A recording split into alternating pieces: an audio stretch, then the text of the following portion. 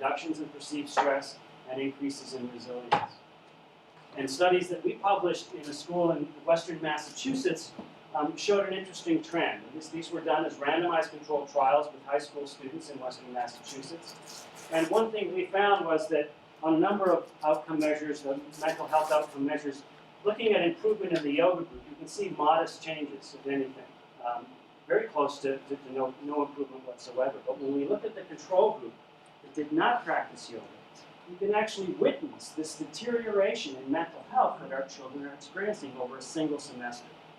So this is a phenomenon you're all familiar with. It's the phenomenon that high school sucks. Okay? Now what yoga does is it makes high school suck less.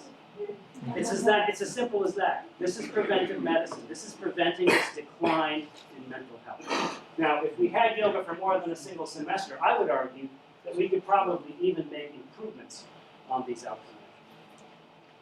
And we've seen this pattern in other outcomes as well. This is a study we looked at grades. These are the control kids with a steady decline all the way down. These are the yoga kids with a decline. The yoga started here. They maintained their grades when they were doing yoga. Bring the evidence, the scientific evidence, to justify the incorporation of yoga in schools. We can implement this at this point in time and hopefully change this outcome to a better one. Thanks for your attention.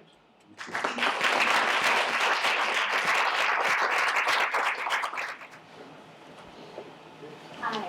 Bye. I have a question about the research process when you're working with kids who are younger than high school, say elementary school kids, because like you're saying, the outcomes, measuring the outcomes is so important. Good. But how can you do self-reports? Because we generally do self-reports as elementary school kids. How are those Right. kinds of outcomes measured? So elementary, the younger the kids, the more the problem in terms of the outcome measure, because you're relying on self-report, and youngsters like that are not that good at self-report.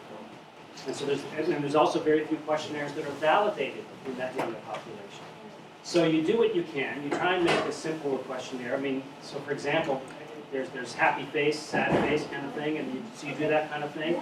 That's the kind of questionnaire you can implement in that young age. The other thing you can rely upon, though, in elementary school, the virtual elementary school, is the teachers with the kids all day. So now you have teacher reports, and those are not too bad. Parent reports, parents usually are not aware of what's going on with their kids, so that's available, but not quite as good. But you can have those third-party reports that are also useful. There's not, unfortunately, that much that you can measure objectively. You can take saliva samples for stress and so on, but that becomes rather complicated. But in terms of intervention, I mean, my wife teaches preschool. Now, they're not doing headstands and complicated yoga things, but they are learning mind-body awareness. They're learning self-regulation. She can take a bunch of 3-year-olds that are bouncing off the walls, and at the end of the yoga class, they're all lying still. I mean, that is a miracle in and of itself, that kind of self-regulation using these practices. They're learning the basics of self-regulation of mind-body awareness, which is what yoga is all about. I just, when we were talking about this, wow, it's so important to have the research there, but how can you Yeah, it is. There's pros and cons to the adolescents and pros and cons to the elementary school studies. Both have their challenge. Yes, sir. Yeah, I found that you have combined yoga and meditation together, all that activity. A lot of places they have just separated the meditation part in student discipline, all those things for special control. They have that. So yoga comes with the meditation in yoga. So for all of us who are yoga researchers, for us meditation is part of yoga. There's no question. We don't talk about yoga as a physical exercise. That's not what yoga is. Virtually in every study, yoga is being applied in the Ashtanga format, with the asana, pranayama, deep meditation. And that is important. And I think that that's much more effective than just doing asana. Having said that, asanas do have benefits. So you can do a study with just asanas, and you will see improvements as compared to regular exercise. And of course, when you talk to somebody in India and you say yoga and meditation, they're confused. They look at you and they say, what do you mean yoga and meditation? They're the same thing. What do you mean yoga and meditation? But in the West, we have it as different disciplines. There are people that practice so-called vipassana or mindfulness meditation, and they are practicing just meditation. People who practice transcendental meditation, just practicing meditation, not yoga. And then there are people who are practicing yoga, and meditation is a different word. No, we don't practice meditation, we're doing yoga. So there's a little confusion here. But for those of us who have a scholarly understanding of what yoga is, it is this traditional component. Yeah, and in fact, yoga, the term itself means yoga means It means union, yes, of course. And that union, as far as I'm concerned, means that unitive state of consciousness. Yes. So most of the data is just yoga and non-yoga. Well, it depends on the study. I mean, yoga versus weightless control or yoga versus no treatment control is the most popular study done because it's the cheapest. It costs twice as much to give an active intervention to the control group. The most commonly used active control condition is exercise. So for example, in our yoga in school studies, we took kids from their phys ed classes. We replaced their phys ed with yoga. So we're actually comparing yoga with their regular phys ed.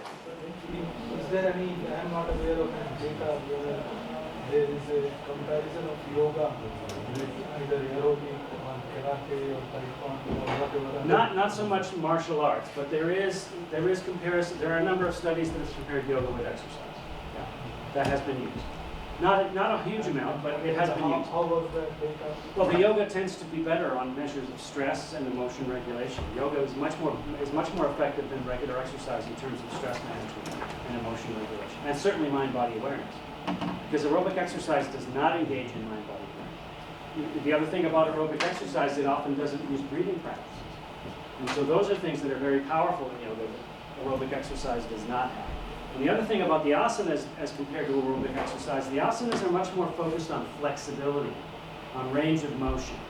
And that's very different than aerobic exercise, which are much more focused on muscular strength and endurance. And those are very different strategies. When you relax the body, actually you start to relax the mind. So that's why I believe the asanas are more effective at relaxation and stress management than aerobic exercise. Yes? You said that modern medicine cannot get the treatment of some of these NCDs. Is that the failure of medicine or science? Well, it's not. Science has got nothing to, I mean, science is science. Science, of course, is Well, not. science is the basis of medicine, that's what I'm saying. Well, it's being misused. It's being misapplied. So science, in my opinion, most biomedical researchers are enamored with high technology. If the study is a drug, a molecular biological study, or some kind of high-tech laser-involved technique, that is fancy, that's sexy, that's what gets funded. You address something like children's behavior, children's mood, I mean, that's messy, it's sociological, it's hard to control for. And so there's this mindset in modern biomedicine that if it's a high-tech solution, it's better than, a low-tech solution. And I see that in the study sections and reviewing the grants. It's very apparent. If your grant doesn't have some kind of sexy measure, it will not be funded because it's viewed as soft science. And that pervades medical treatment as well. It's like the higher tech treatment for a disease is viewed as more favorable. The dream of any cancer scientist or any type 2 diabetic researcher is to develop the pill that cures that disease. That's what they dream about. And it's insane. How can you continue to have lifestyle behaviors that cause that disease, ignore that, and try and treat the symptoms with a pill? It's ridiculous. It's like you have a tree in your front yard, and the leaves are all turning brown. The tree is sick. You go out with a can of green spray paint and you spray the leaves. You have a green tree. But have you cured the problem? No, you haven't even touched the problem. You've treated the symptom, which is your appearance of the tree. And that's the focus of modern medicine right now. It's the acute care model. The doctor gets paid when the patient is sick. So what does the doctor dream about? He dreams about having more sick patients. The system should be the other way around. The doctor should be paid when you stay healthy. Money should be taken away when you get sick because he's failed in his job. But when the doctor sees you, he's not asking about preventive medicine. He's not asking what's your stress level like, what's your sleep like, what are your risk factors like. No, they're looking at treatments for symptoms. And that's why the system has failed, because we have so much of these risk factors, these poor lifestyle habits. And a lot of them, as I say, are related to stress, awareness, and worldview. The reason I said about science is that the basic tenets of developing drugs is one molecule to one target. Right. And the problem is Some that of these there's- NCDs are very Yeah, comprehensive. so the view of type 2 diabetes is that it's glucose regulation, okay? It's glucose regulation, it's a mechanism. It's like a robot. You fix the glucose regulation and you're done. The point is that you're developing type 2 diabetes because you have poor low levels of activity, you're not managing stress well, and you're eating garbage food. And you know, that's the problem. The body was not designed to do those things. If you're doing those things, you're killing yourself, basically, and that's why you got the disease. So to try and imagine that you're going to fix that with a pill that just fixes one aspect of glucose regulation is ridiculous. That's why I was asking about the science. I think that it needs to be communicated to people.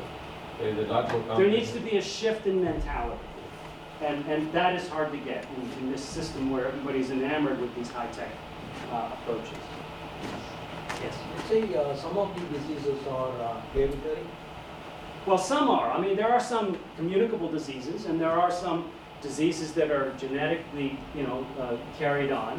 But, you can change gene expression with these behavioral treatments, So there is some hope for those treatments as well, for those diseases as well. So, for example, multiple sclerosis, there's a number of studies that are showing that yoga has benefit for multiple sclerosis. There's studies that are showing that yoga has benefit for schizophrenia. So, I mean, these are major diseases which largely are inherited, and yet yoga can have an important impact. Why? Because there's self-regulation involved. They can regulate their genes, they can regulate their brain activity through these practices. I promised that I would get him out of here in time that he wouldn't have to rush traffic and stuff like that. And so I want to thank him very much for being here.